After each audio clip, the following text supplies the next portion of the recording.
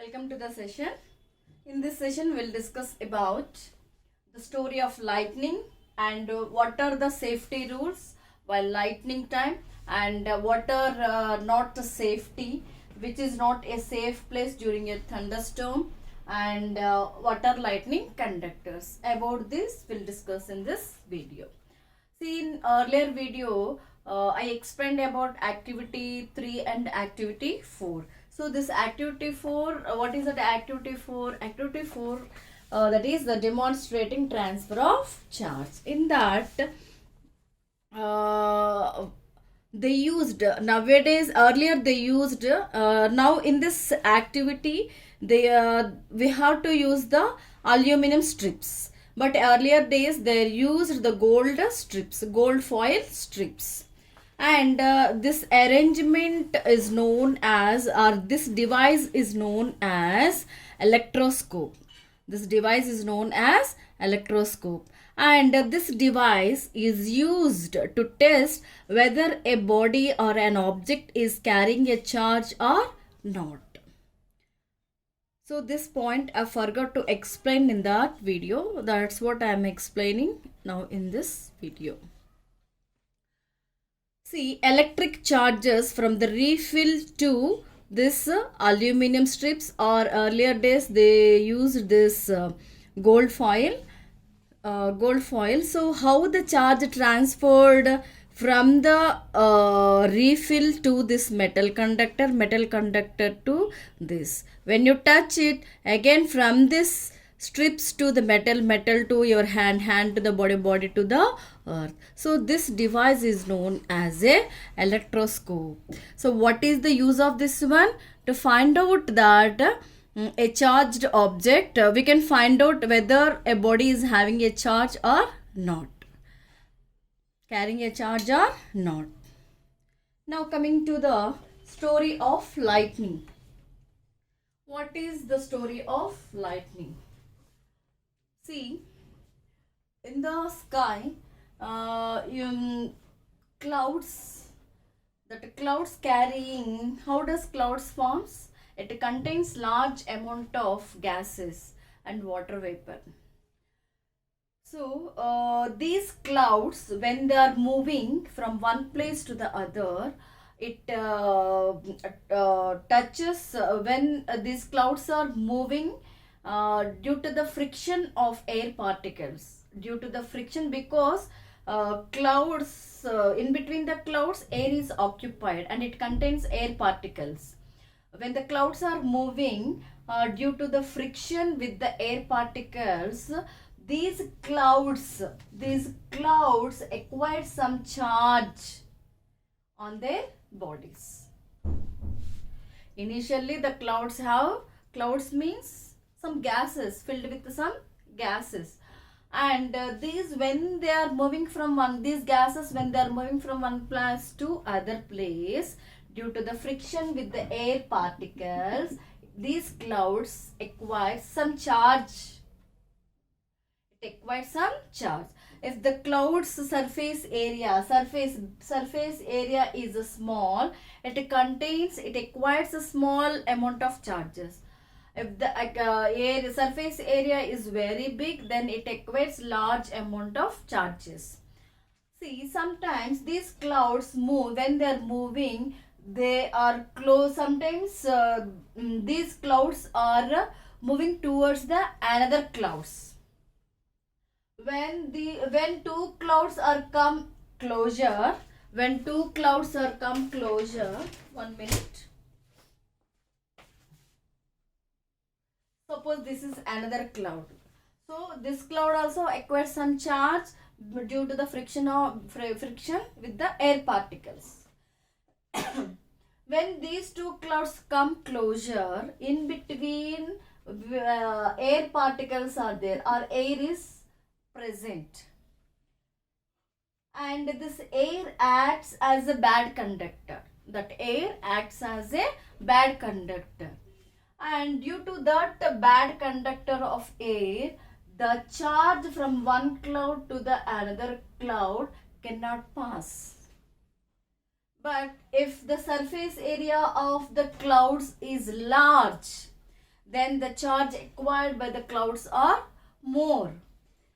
At that condition, this air acts as a poor conductor, means its resistance is very less, so it cannot control to the passage of the charges from one cloud to the other. Then when the surface area is larger, the charges from one cloud to the other cloud, there you can transfer of charges we can find out, means the charges are passing from one cloud to the another cloud. When the charges are passing from one cloud to the another cloud, that we can see in the form of lightning before the thunder time. We can see the lightning, that effect as a lightning. This is the story behind the lightning. And when the surface area is more, then the clouds down, they're having the negative particles, and the earth is having the positive particles. So these clouds sometimes they move in the sky, and clouds they come closer, and sometimes these clouds come down towards the earth. Earth is having the positive charge, and these clouds down towards the earth, it has negative charges. So when they come closer, these negative charges are attracted by these positive charged particles from the earth, and this charge, there is an attraction, and the charge passing like this. So this is about the story of lightning. And lightning time, what are the precautions we have to take? See here, or what are the safety measures we have to take? A house or a building of low height, we have to stay in the buildings which is having the low height, or a house. We should not live on the multi-stored building, 10-stored or like that buildings. You can stay, but you have to take the safety precautions. And you are traveling in a bus or in a car, you are safe inside provided that doors and windows are closed. So close the windows and doors. If you are in a bus or car, close the windows or car. Next, if you are in a forest, taking shelter under the shorter trees than a taller trees is a good idea during the thunderstorm.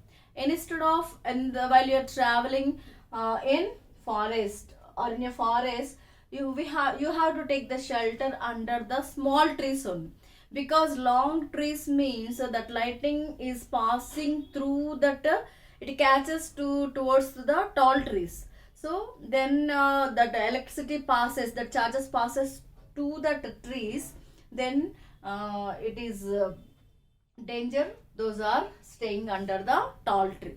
So better take shelter under the small trees, small height of that trees. So these are the safety rules. Now, which is not safe place during that thunder time? Traveling in an open area, open place, because lightning problem. Next, standing under or tall trees in an open fields. We should not take shelter under tall trees, and you should not travel in an open places. Staying in the multi-stored building which do not have the lightning conductors. See, you have to take shelter, you have to stay in the small height buildings, but you should not stay in the multi-stored building. You can stay, but if that building has provided lightning conductor. What is lightning conductor? I will tell you later. Next, speaking on the landline telephones, lightning time, we should not on any electrical appliances. So even the telephones also, we should not talk. Next, using electrical appliances like TV and on computer, we should switch off all the electric appliances. This is about the precautions which is not safe during the thunder time, and these two are very important in the exam point of view. Either you may get 2 marks or 4 marks questions, these two. Now, what are lightning conductors? What are lightning conductors? First, what is lightning conductor? Lightning conductor is a device used to protect buildings from the effect of lightning. To avoid the damage from the lightning, a device is used that is known as lightning conductor. So in this, they used in the construction of a lightning conductor, they use a metallic rod. It has two ends. One end they will keep above that building, whether it is a multi-stored building, whatever may be. In that top of that building, they keep one end above that surface, above the top of that building. They will keep one end of the metal rod in the air. The other end, suppose this is the multi-stored building. So on the above of this building, this is the metal rod, and one end they will keep in the air like this. The other end they will pass through the side of this building, and the other end they will insert buried deep into the earth. Buried deep into the earth. So when lightning time, that light passes through, means this is made up of metal, so charges passes through the metal zone. It attracts, metals attracts the charge.